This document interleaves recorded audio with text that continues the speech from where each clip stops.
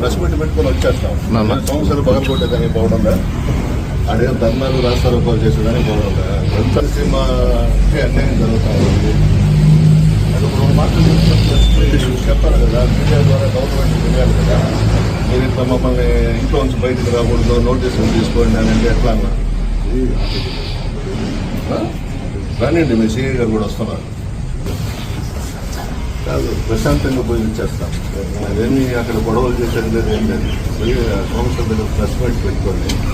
రాయలసీమ అన్నీ చెప్తున్నాం.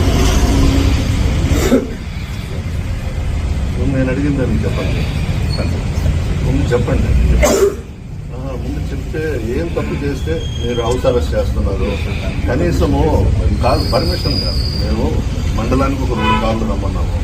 అక్కడ పోయి మనకు జరిగే నష్టాన్ని మీడియా ద్వారా ప్రభుత్వానికి తెలియజేస్తాము. దానికి కూడా బాగుందంటే ఎట్లా? మేము ఏదన్నా రౌడీయిజం చేస్తామా, అదేమన్నా గందరగోళం చేస్తామా? ఏమీ లేదు కదా.